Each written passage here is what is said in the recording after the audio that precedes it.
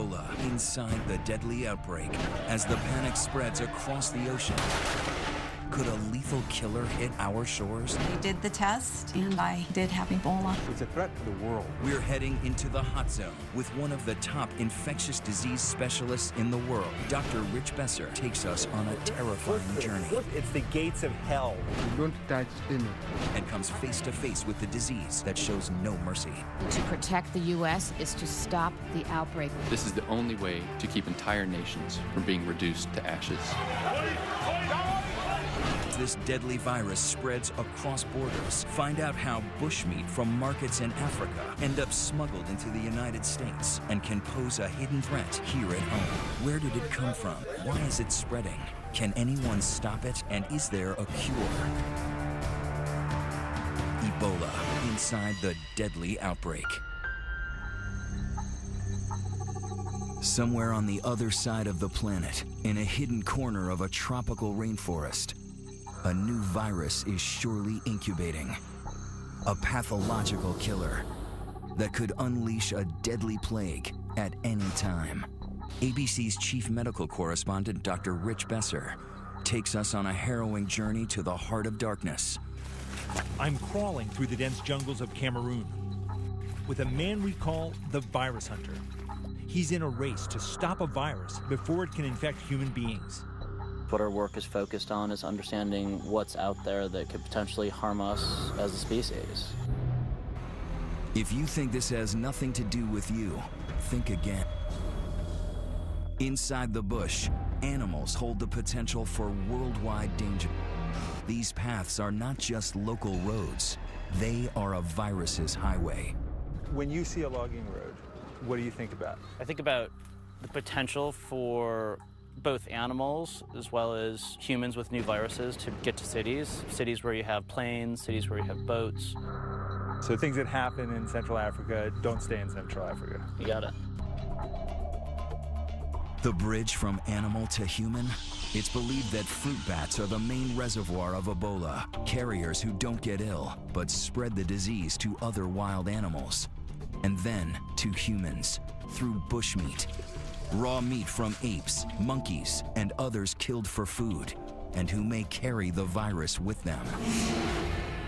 But this meat doesn't always stay in the bush. Poachers sell it on the black market, and it's smuggled around the world, sold to immigrants longing for a taste of home. A few years ago, ABC News correspondent Dan Harris found what seemed to be black market bushmeat in this New York supermarket. How much you sell that one? It's a pound, $20 a pound. $20 a pound, that's too much, man. Yeah, man. I mean, so this seems to indicate that this stuff is not hard to get. We know that it's readily available not just in Queens, but also in parts of Washington, D.C., parts of Minneapolis, St. Paul, other centers around the country. And it's because people have a passion for bushmeat. They want that taste from home. This African immigrant, a mother of 10 named Mamie Monet, was sentenced to 3 years probation for importing crates of monkey meat, which she has said her community consumes to celebrate religious holidays. Are you guys selling bushmeat out of here? No. No? No, bushmeat, no. Fish, dried fish, snails, bushmeat. We had an investigator with a hidden camera come in here, and he found what he said was cane rat from Africa. So nothing whatsoever. Bushmeat. Okay. And you're the owner, you say? The CDC says they're concerned. Experts say that meat like this could potentially be teeming with Ebola, or worse, undiscovered viruses carrying unknown threats. That's why Dr. Nathan Wolf's research is critical, searching in animals' blood for tiny microbes, diseases that could grow into lethal pathogens. It's not alarmist, it's happening. The deadly swine flu that killed 18,000 worldwide jumped to humans from pigs, HIV from a monkey, and now Ebola. Ebola is now an epidemic of the likes that we have not seen before. It's spiraling out of control. It is getting worse. It's spreading faster and exponentially.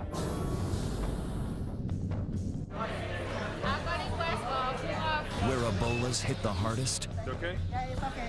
Liberia, the epicenter. Not a lot of flights coming into Monrovia, and those that are coming in, they're screening everybody for Ebola.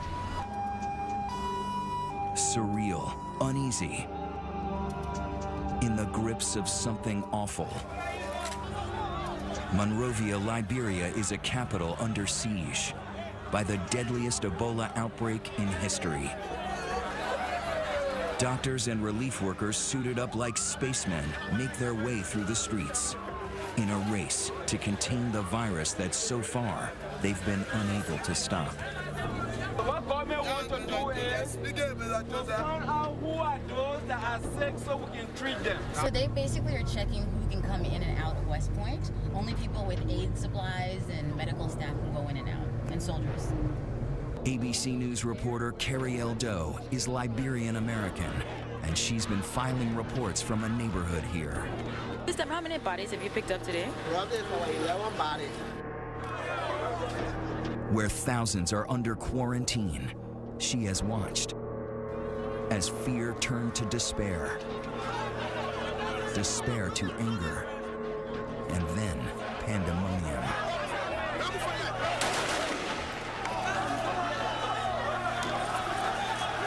There's been looting and rioting. The only routes out are ones nobody wants to take, by ambulance, straight to an Ebola treatment center,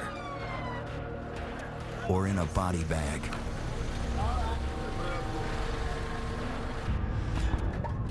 Liberia is a country founded by freed American slaves. The president, Ellen Sirleaf Johnson, is Harvard educated and lived in New Jersey. And the main hospital is named for our own president, John F. Kennedy. This is the emergency room, and you can see there's no one going in, there's no one going out. That's because there are no doctors to take care of patients. There's no one here. No one here, it's a ghost town. This unit, it's stuck back in the furthest corner of the hospital compound. It used to be used for treating people with cholera, and now it's where they're putting patients who may have Ebola. Many of them do.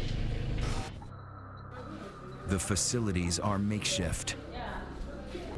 Their protective gear is the only barrier between them and the disease. They've had to make some of it themselves. They don't have hoods that are ready-made, so they're making hoods out of other protective equipment. The temperature, is it hot in what you're wearing? Oh yeah, that's the heat. The heat is too much? Yeah, too much. The place is not just like ordinary hospitals. If you are finished with what you went to do, you don't just leave and leave the others there. I'm okay. But he's got a hood, he's got 2 layers of gloves on, an apron, boots, outer clothing, a mask, and goggles, so that every part of his body, every inch of skin is totally covered up. Even though I've spent my career working on infectious diseases, I have to confess, this is scary. You don't touch anything, okay? You just use your eyes. And you may talk to somebody, but you don't touch anything. Okay. This is Ebola Zaire. Highly contagious, highly infectious, very dangerous. So you have to take very good care. Don't rush to help somebody. Don't pick up things. Don't panic. Eh? Stay calm. Stay calm. This is the Ebola isolation unit. He's about to go in. When he opens the door, you can take a look. Patients with Ebola are everywhere. The team is not allowed to go any further, even in all their protective gear. Ebola is named after the river in the Congo, where the virus first appeared in 1976. There have been major outbreaks since then, but never like this. Cases began showing up in March of this year. In June, the first case walks into Monrovia's Elwa clinic. My job in the Ebola unit was to make sure that doctors were suited up properly. At the time, Nancy Wrightbowl is a Christian missionary from North Carolina with no formal medical training.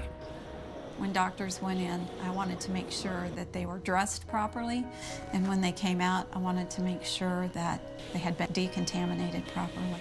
And I felt the weight of that, I can tell you. We've been in Ecuador for 5 years. We were in Zambia for 8 years, and then in Liberia. We've traveled in many places. But they have no idea what they've signed up for this time. As the death toll mounts, Liberian health workers start to fall ill. I had a co-worker who ended up having Ebola and died.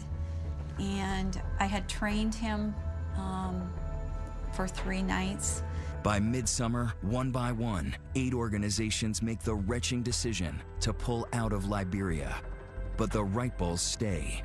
So do doctors Kent Brantley and John Fankhauser, physicians and fellow missionaries who work at Nancy's clinic. Our hospital is a busy, 45 to 50 patients at any one time, 3 to 5 surgeries, delivering, 4 or 5 babies every day, where we'd see, 150 patients a day. So each of us took our turn seeing patients in the clinic as well. So it was very busy, very full, very clinical. They don't realize they are in the midst of the worst Ebola outbreak in history. The problem? This outbreak has come to such a densely populated place. 2 years ago, there was one in Uganda, across the continent. Back then, Dr. Besser traveled deep into the jungle to rural villages, very far from any city. Wrapping up this epidemic is all about going down these roads, finding any possible case. It's really hard work.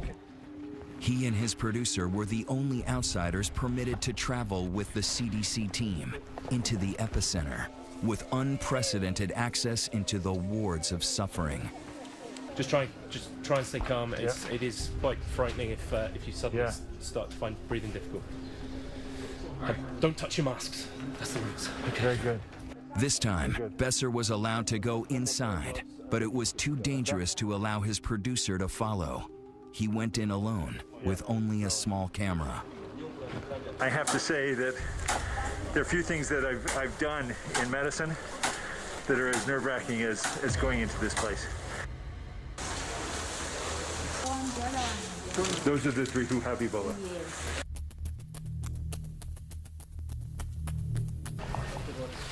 I'm doused with bleach again and again. It's hot in there. This outbreak was ultimately brought under control. Its isolation made it more possible to contain. But Ebola didn't go away. It may have been as early as December that this latest strain came out of the jungles in Guinea, along the open borders of 3 countries. And when it hit Liberia's biggest city, it exploded with a vengeance. Ebola travels through contact with bodily fluids, blood, diarrhea, vomit. And this is what makes this outbreak so dangerous. In an urban area with people packed on top of each other, Ebola has been almost impossible to stop. This is not just a threat to Liberia. This is not just a threat to West Africa or Africa. It's a threat to the world.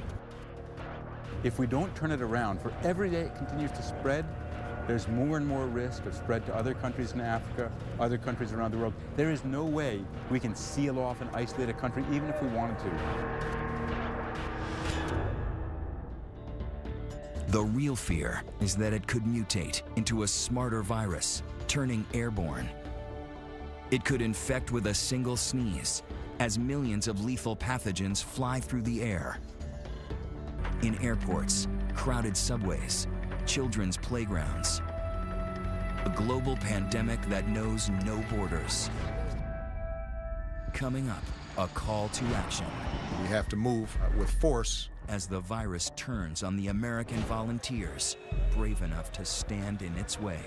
Really pretty sick. So they did the test. I did have Ebola.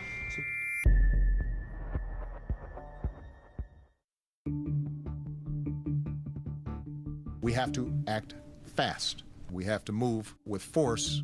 President Obama now sounding the alarm, sending 3,000 U.S. troops and 100 specialists to West Africa, to the front lines of the battle against the deadly Ebola virus. Faced with this outbreak, the world is looking to us, the United States. Joining healthcare workers who have come from all corners of the globe in a race against the clock, to beat back the pandemic. Will we see Ebola in America? I can't predict the future. What I'm sure of, and what's happened already, is that people have come from parts of the world where they might have been exposed and they've had fever. So we have to be prepared. We have to be prepared to test, to isolate, and to respond. Already, Ebola is in 5 West African countries. The epicenter, Monrovia, Liberia. At the request of the Liberian government, we're going to establish a military command center in Liberia to support civilian efforts across the region. Henry Gray is running logistics here for Doctors Without Borders. So this is a 240 square meter tent. Building clinics here as fast as they can. This group is on the front lines of every health crisis in the world, but even they are overwhelmed. How much room do you have now in the 120-bed units? The 120-bed unit is full. It's full. Full. And the patients who come here who need care? Unfortunately, we have quite high mortality amongst the patients, so that frees up space. Before this outbreak, what's the largest center you've ever designed? Earlier in this outbreak in West Africa, I think we went up to about 80 beds, but prior to that, around 40 beds. 40 beds? Yeah. And here, 10 times that? 10 times. Is the virus winning? The world has never seen Ebola as we're seeing it now, and the challenges are enormous. Ebola is sneaky. The first symptoms look just like flu or malaria. Achy muscles, a headache, fever. The patients have probably delayed coming in, tried to convince themselves they don't have the virus. Going into the triage unit here at JFK Hospital, that's where they try and sort out whether a patient coming in has Ebola or something else. They're having diarrhea, stomach pain, vomiting, some are bleeding from the mouth. Another person is bleeding from the injection site. And how will you know if that's Ebola or something else? Because majority of them have interacted with people who died. All along the way, they're spraying with chlorine so that if there have been any Ebola leakages, they're killing it with the bleach. So what happened? One of the patients just died from the chair just on arrival. 20 to 30 minutes. So by the time they get from triage into the building, some of them have died. Yeah. And Ebola can kill you in so many ways. Severe dehydration, your kidney and liver shuts down.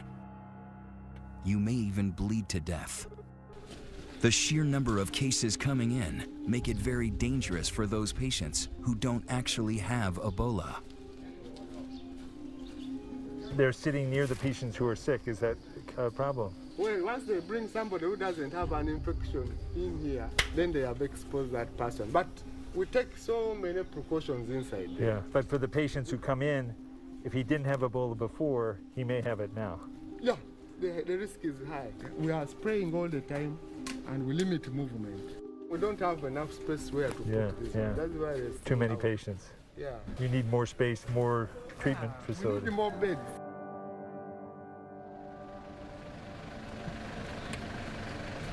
When Dr. Besser came back to the clinic the following day, they had 10 more dead, 30 more sick, and they were turning patients away. How many patients are you seeing? How many? 80. Yesterday they said there were 60. It went up. They keep coming. There's 3 patients waiting to be seen, but nowhere for them to go. No beds. It's full. At the Elwha Clinic, Dr. John Fankhauser is relieved that reinforcements are arriving. For most of the summer, he and his colleague, Dr. Kent Brantley, were among the few American doctors who stayed. Kent Brantley, he's a family physician, much like me. Kent was drawn to the Ebola work, and when Samaritan's Purse offered to run the newer Ebola unit, they named Kent as the medical director. By midsummer, his fellow evangelical missionary Nancy Wrightball had gone from hospital administrator to decontaminator. When Ebola hit, Nancy stepped into the position of not only our head hygienist, but also training the other hygienists that were coming alongside. And so she had a position that was never inside the unit. When we got suited up, she would make sure that we were suited up appropriately and not an inch of skin was showing. And then when we came out of the unit, Nancy was in charge of spraying us down and decontaminating us. Those are critical jobs. Exactly. Very critical. She understood the risks, but even that didn't protect her. One hot day in July, Nancy Wrightball started to feel ill. I first knew Nancy was sick on her birthday. I was running fever. I had had malaria once in this past year, and it was just the same symptoms. Dr. Brantley was also sick, and so Dr. Fankhauser took on a job he never thought he'd have, caring for his friends. Kent became ill the day after Nancy became ill, and I found out about it after he had spent a day at home, and he had fever for about 12 or 14 hours solid, and I was concerned. The next morning, Ken contacted me and was actually doing worse. By Saturday, I was still not doing very well, and the doctors came back and said, Nancy, we don't really think you have Ebola, but we want to do the test anyway, just to set everybody's mind at ease. It seemed almost impossible with how cautious both of them were. We were really trying to convince ourselves that this was some other form of illness, maybe dengue fever or some other type of illness that would be mosquito-borne or could have infected him and caused similar symptoms. And still ahead, an experience that becomes all too real for American caregivers working here. There's a fire straight from the pit of hell. They weren't sure I would even make it to the U.S. And then, is there a cure? Ebola inside the deadly outbreak.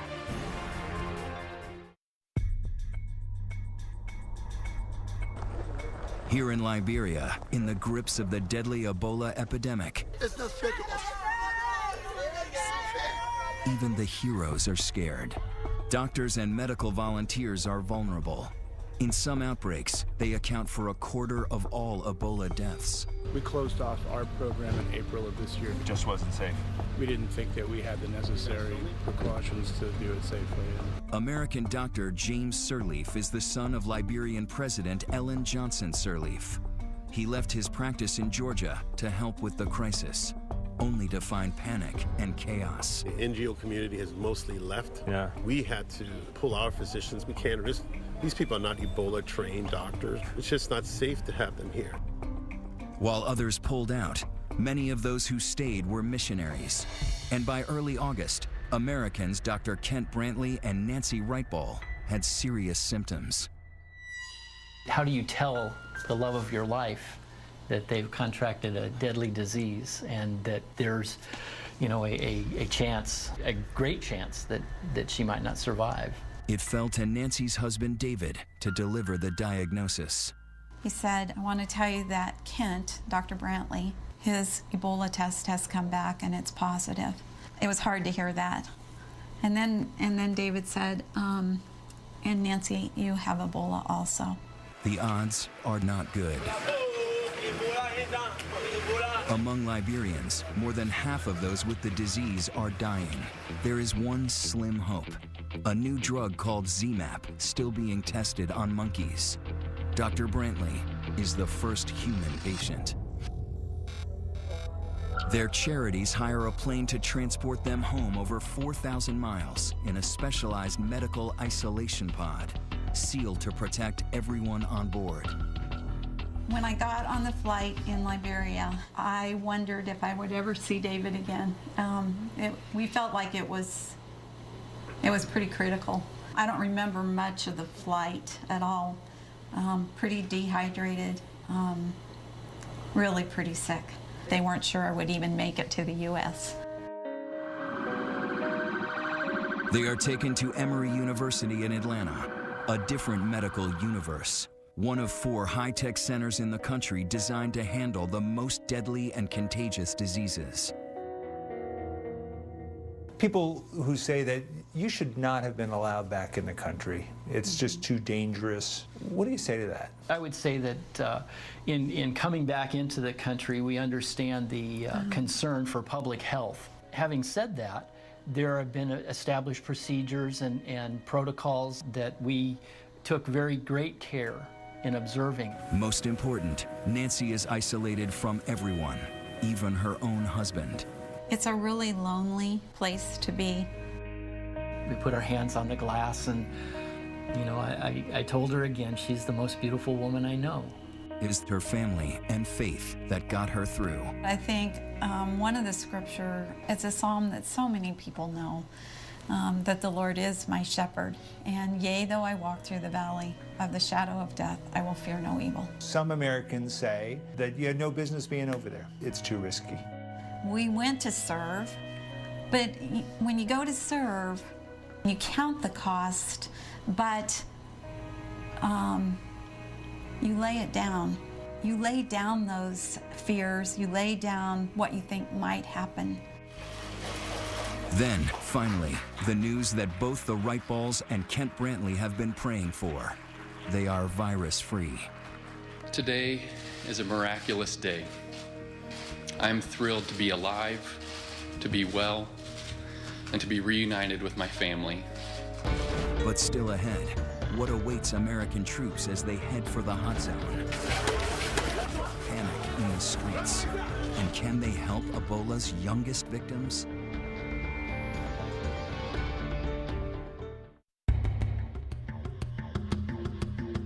It looks like a war zone. The West Point slum in Monrovia, Liberia. Population over 50,000. By now, the Ebola virus, on the move since December, has killed over 2,000 people in West Africa. And now 3,000 American troops are preparing to deploy there. So this is an epidemic that is not just a threat to regional security, it's a potential threat to global security. If these countries break down, if their economies break down, if people panic. It's already happened. In Monrovia, Liberia, the epicenter of the crisis, West Point became a flashpoint. The panic started in mid-August when the government set up an Ebola holding center there. They quickly filled up with people like Finda. The other adults in her family are dead, so she has 6 kids with her, and her nephew Sa is sick.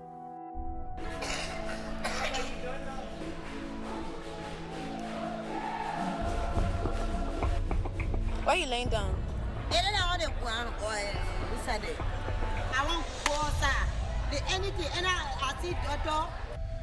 Her young sister, another nephew, and her own 2 boys aren't ill, but they all wait with Sa, amid other patients who may have Ebola. I will not touch him. You will not what? I will not touch him. Touch him? I will not hold him. Why? Because it's safe. I get it when I give it in my hand. It's so self-full. I'm so self-full, man.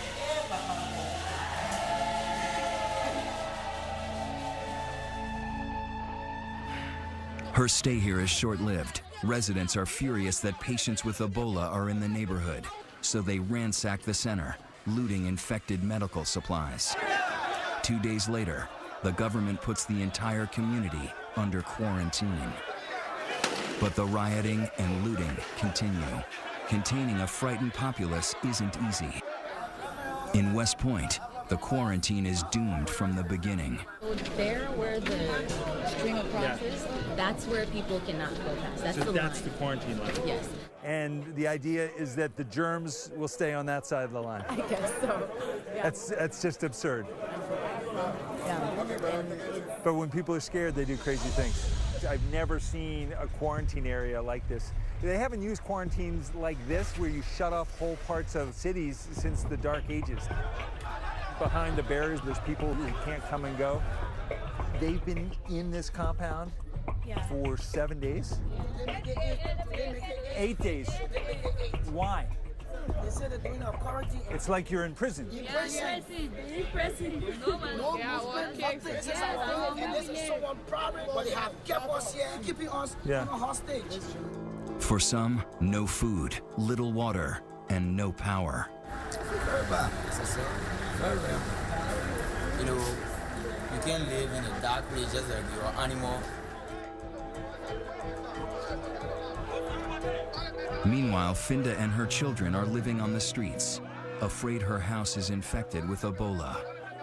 3 more of her kids are now sick, and they're hungry. But she's also afraid to go to the hospital. So many have died there. They were taken to the hospital today? I don't know. Did I do nothing to me? They will take you from here. How many children? 1, 2, 3, 4, 5, 6.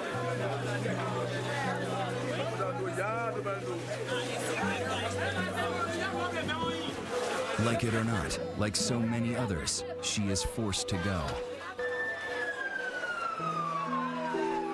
But it's too late. Little Sa dies in the hospital.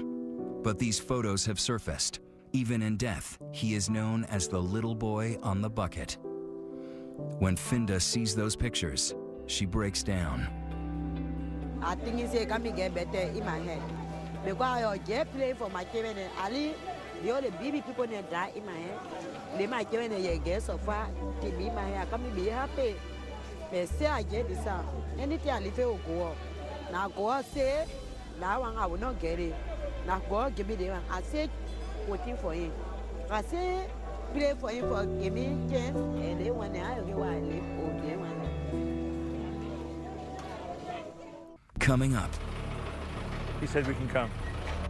A secret ritual, a hidden danger. Is there any way to stop this virus? The answer may surprise you. Ebola inside the deadly outbreak.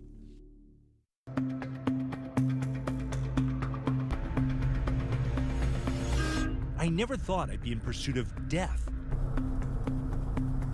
We're chasing one of the burial teams that's been put in place to properly dispose of people who die from Ebola.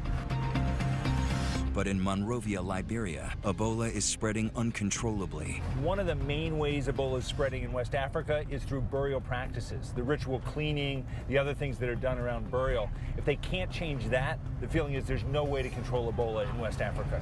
Officials are on the hunt to find these bodies, test, and burn them before more people get sick. At JFK Hospital, the dead are taken out through the back door. We can come to this side. Yes? We're beckoned in by part of the burial team. He said we can come. Don't touch anything. Don't touch anything.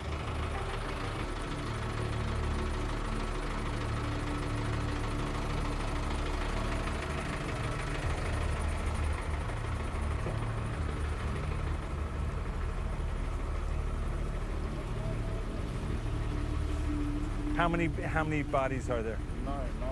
9? 9? They've already collected 9 people who've died from Ebola. How many more will there be today? 5 more. 5 more to be collected. Oh my God. It's the first time here in Liberia that I've really been scared.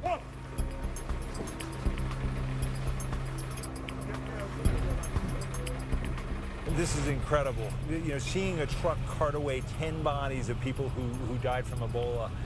It's the gates of hell, going into that treatment ward and knowing that the odds are you're going to come out in a body bag. The scenes here in Liberia are grim reminders of what can happen when a virus breaks into the human population. We are all social creatures, care for our sick, wash and bury our dead. And that is, in the end, what makes human beings so vulnerable to Ebola. It's why one of the biggest problems here in Monrovia are burials. Bodies may be covered with viral particles that can infect any who touch them. Funerals are a common source of Ebola's spread. ABC News producer Carrie L. Doe was with a burial team as they attempted to recover a body from a grieving family who doesn't want to part with it. Why do you want to bury the body today? Because the man is a Muslim man. So we'll bury the body today. Won't do our own burial, we'll bury the man today. If we say that people can go out to bury the body in our place, it's not anything. I won't bury the man today. But what if he does have it? What if he did have Ebola? The man not have Ebola. The bodies are packed up, never to be seen again. This is where they end up, a pile of ashes, beside the next bodies ready to be burned. Sometimes the bodies are taken before they're even tested. It leads to mass denial that loved ones ever had the disease.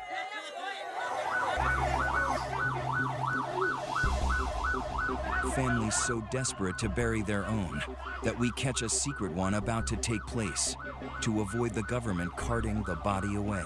Where were you all taking the body? The boys were caught by vigilant neighbors, disgusted that they might spread the disease in the neighborhood, an unforgivable crime. That thing is very, very terrible. For you sitting in the car with that body, it's terrible. They brought all the Ebola for us out. They put in the community straight away, y'all. Precisely what these body collectors are trying to avoid. We're following this blue truck. It's got the head of the burial team. He got word that in one house in this village, 5 people died from Ebola. It's a race against time. Every second those bodies linger, the greater the chance of someone else getting infected. The community here says that the 2 people in this house did not die from Ebola, so they're not letting the burial team in. To Elwa. How many bodies are at Elwa? Elwa, we had 8 there. Yes. The burial team is pulling out. They're going to the next hospital where there are many bodies, many people who have died from Ebola. A grim task with no end in sight, no shortage of bodies. When we come back, can the virus come to our shores?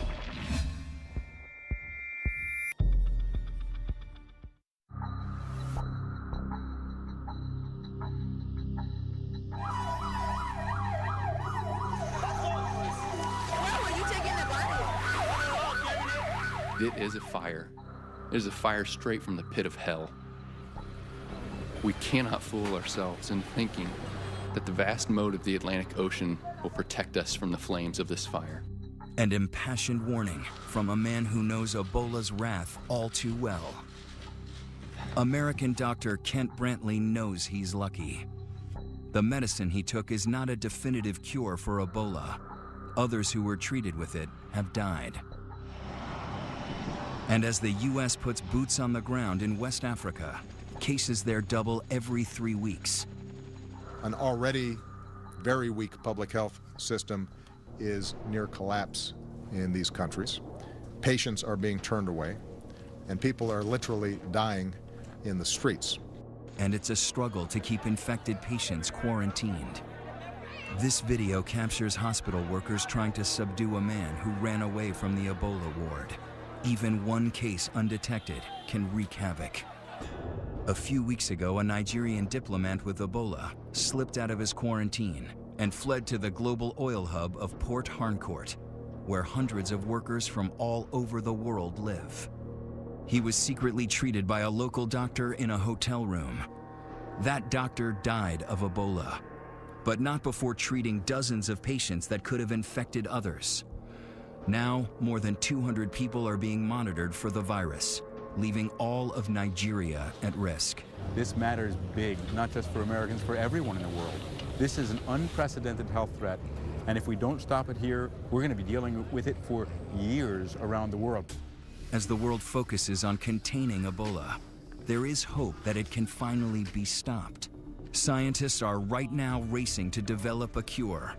The NIH is testing a new vaccine, while Japanese researchers say they've developed a method to detect Ebola in just 30 minutes. And the latest breakthrough, doctors in Nebraska have injected Dr. Rick Sacra with antibodies from his colleague Kent Brantley's blood, and he seems to be responding. The best way to protect the U.S. is to stop the outbreak in West Africa. What can be done to save the lives of people who already have Ebola? We give them the best. There are some who are doing well, like I can call you Chroma. overcome. There are some who overcome it, like this guy. How are you, my dear? Hello. Come here, come near here. But How are you? Cross the water here. Yeah. How are you doing? You have been here for how long? How many days? 1 week, 1 day today. 1 week, 1 day? Yes. And how do you feel today? I'm okay. Jumping. And when will you go home? I want to go home today. Today? Yes. What do they say? When can you go home? And? When can you go home? When? Now. And a joyful homecoming for Liberian Dr. Philip Ireland, who contracted Ebola after bravely treating so many in his native country. You've survived Ebola? Yep.